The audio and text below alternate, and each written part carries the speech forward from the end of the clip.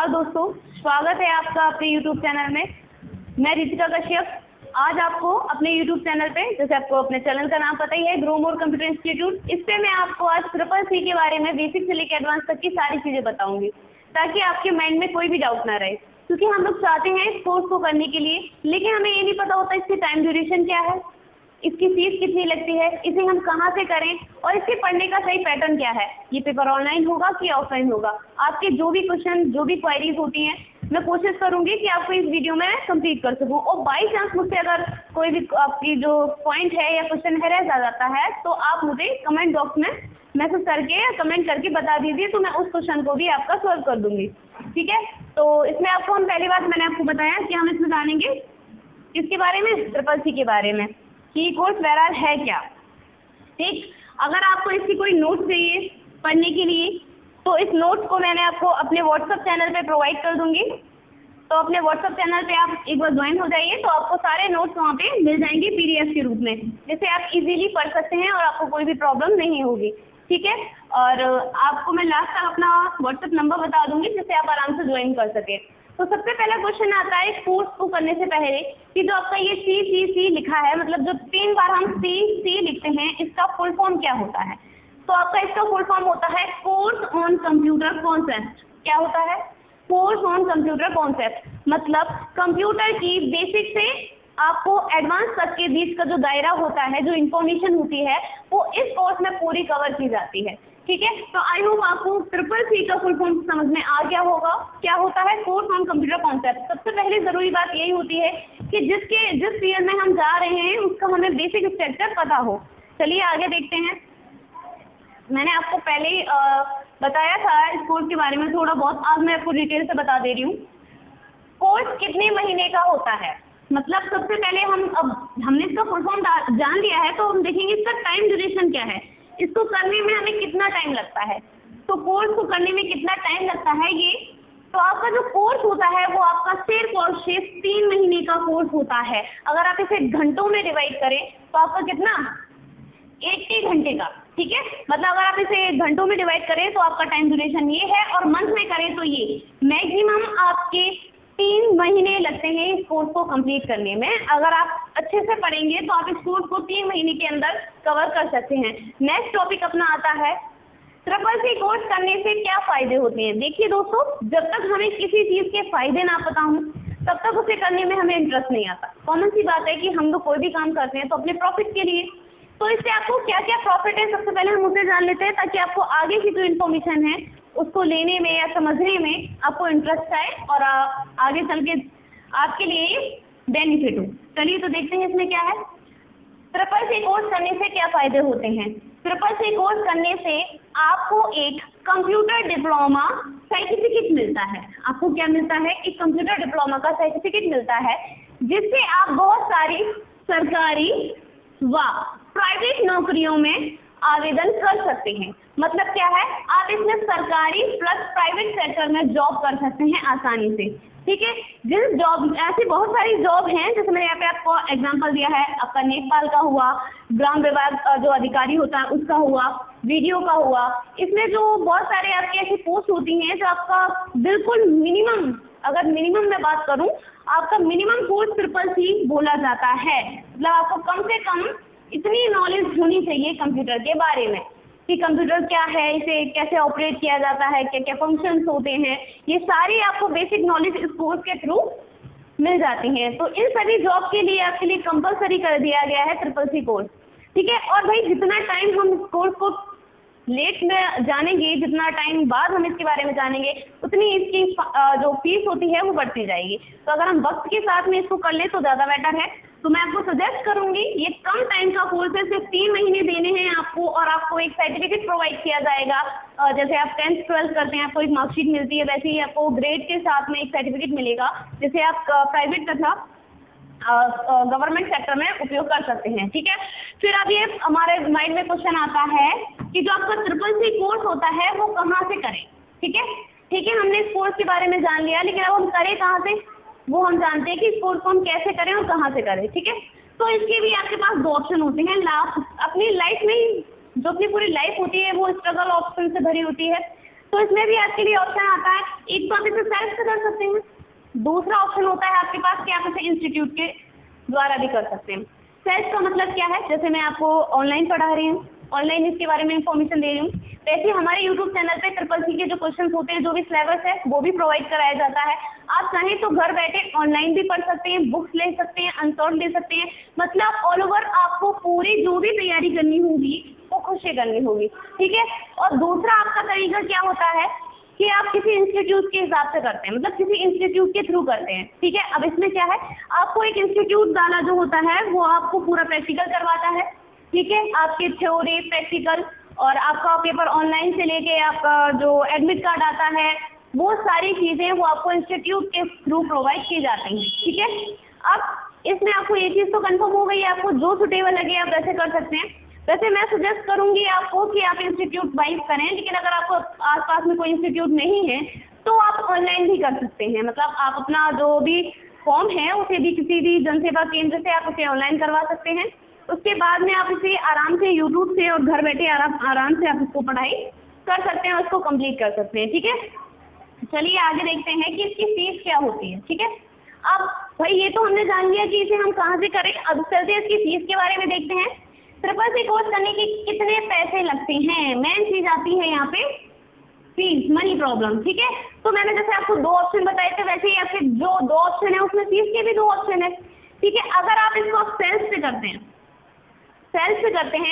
खुद से स्टडी करके करते हैं, आप किसी इंस्टीट्यूट के हिसाब से नहीं करते हैं या किसी इंस्टीट्यूट के थ्रू नहीं करते हैं, किसी सेंटर के बिना करते हैं, तो आपकी जो फीस होगी वो होगी 590, कितनी 590 रुपीज़, ओके। आपको इतना पे करना पड़ेगा, ये आपकी गवर्नमेंट फीस है, जो आप जब आपका फॉर्म ऑनलाइन होता है तो ये फीस आपकी कटती है, ठीक है। पेपर ऑनलाइन करते टाइम पे नाइलेज के यहाँ पे जो एक संस्थान है जिसके द्वारा, इसके बारे में मैं आपको और बताऊंगी, वहाँ पे आपकी ये फीस लगती है। बाकी ये आपका जो भी ऑनलाइन करेगा वो जो भी फीस ले वो फीस ले सकता है, पर आपकी जो सरकारी फीस है वो इतनी लगती है, ठीक है।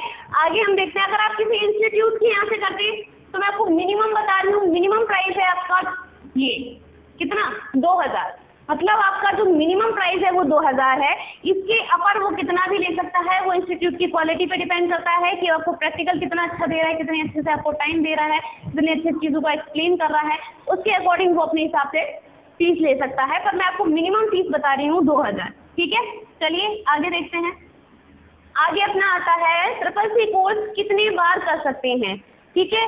मतलब अब हमारे माइंड में क्वेश्चन आता है, जैसे मैंने इसको एक बार फॉर्म ऑनलाइन करा दिया, चाहे वो आपने इंस्टीट्यूट से कराया हो या सेल्फ से किया हो, ठीक है, और आप उस जो पेपर को क्वालिफाई नहीं कर पाए तो आप उसके बाद कितनी बार फॉर्म अप्लाई कर सकते हैं। जैसे अपने बहुत सारे एग्जाम में होता है, UPSC जैसे एग्जाम है, ऐसे मैंने एग्जाम्पल दिए जैसे आपको UPSC का, ऐसे बहुत से एग्जाम हैं जिसमें आपको की एक लिमिटेशन होती है कि इसके आगे आप फॉर्म नहीं डाल सकते, लेकिन आपके CCC के लिए कोई भी बाउंडेशन, कोई भी लिमिटेशन नहीं होती है कि आप इतने बार ही इसमें फॉर्म अप्लाई कर सकते हैं। आपका जब तक मन करे, जब तक आप पास नहीं हो जाते तब तक आप फॉर्म डाल सकते हैं, इसमें आपकी कोई भी बाउंडेशन नहीं होती है, ठीक है।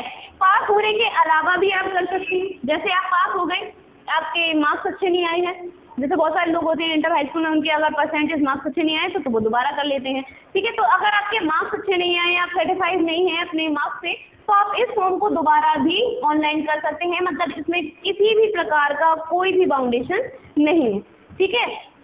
जितनी बार चाहे उतनी बार कर सकते हैं। आपको ये भी डाउट क्लियर हो गया होगा। चलिए अब आगे देखते हैं। नेक्स्ट टॉपिक अपना आता है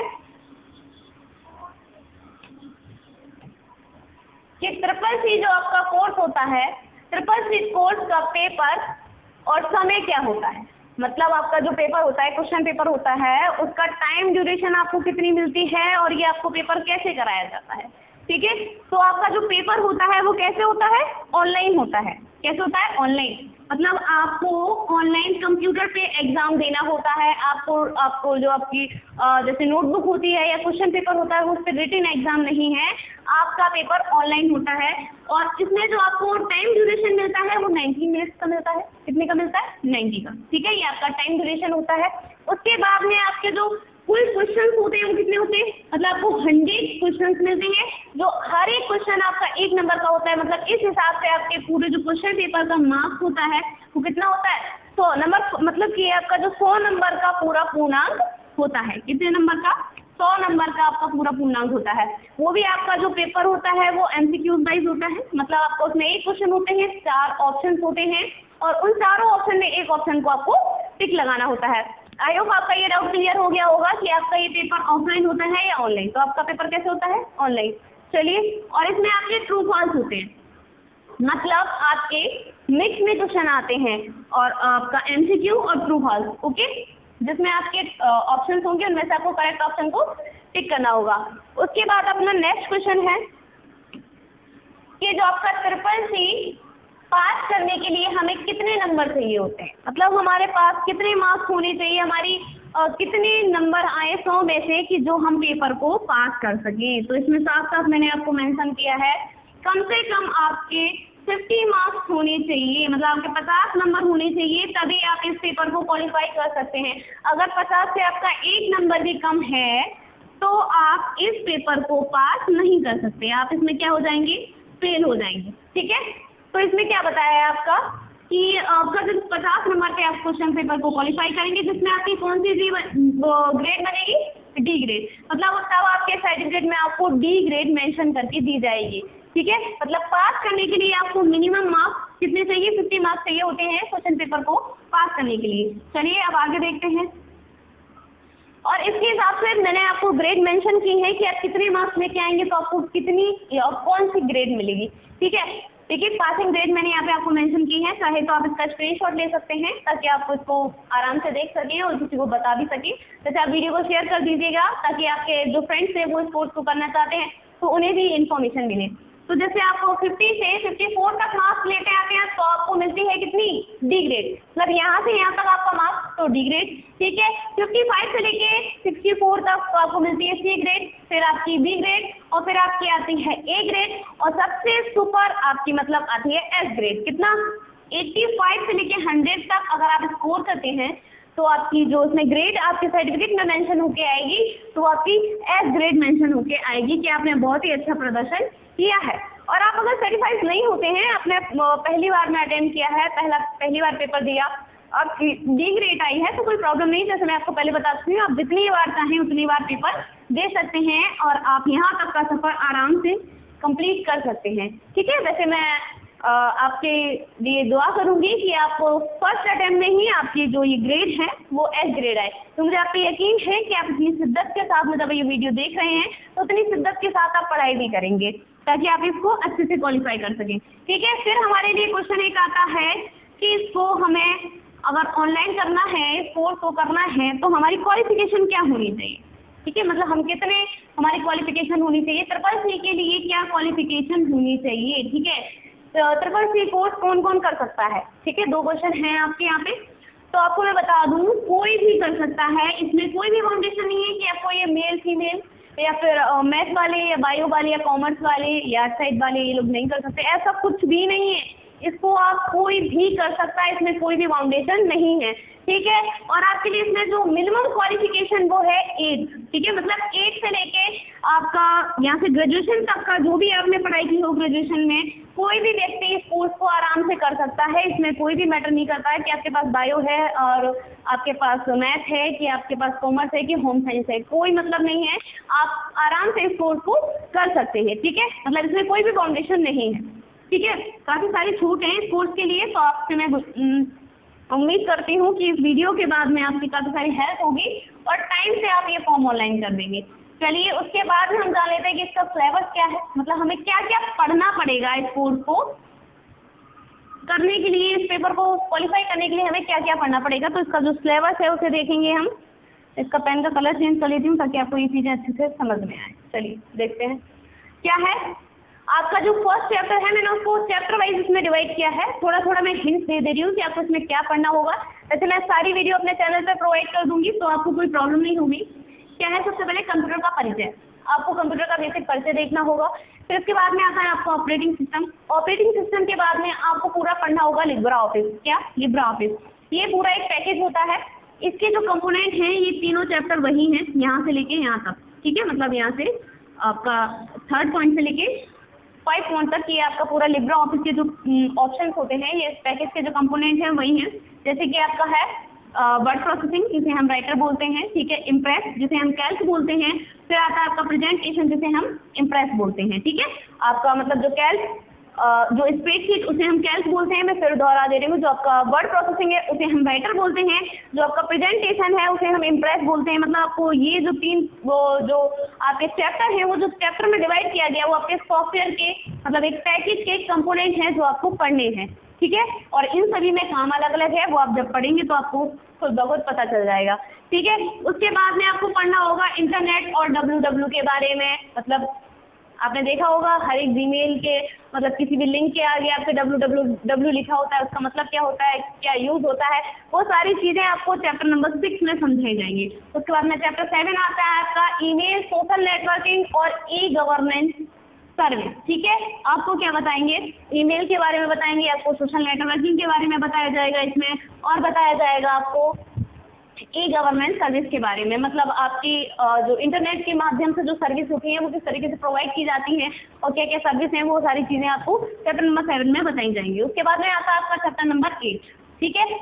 digital finance tools and application, ठीक है। क्या है, आपको डिजिटल तरीके से अपने फाइनेंस को, अपने पैसे का कैसे लेन देन करना है और किस तरीके से ट्रांजेक्शन होता है, क्या क्या होता है, कौन से ऐप होते हैं, ये सारी नॉलेज आपको चैप्टर नंबर 8 में बताई जाएगी, ठीक है। उसके बाद में आपका चैप्टर नंबर जो 9 है वो है फ्यूचर स्किल और साइबर सिक्योरिटी।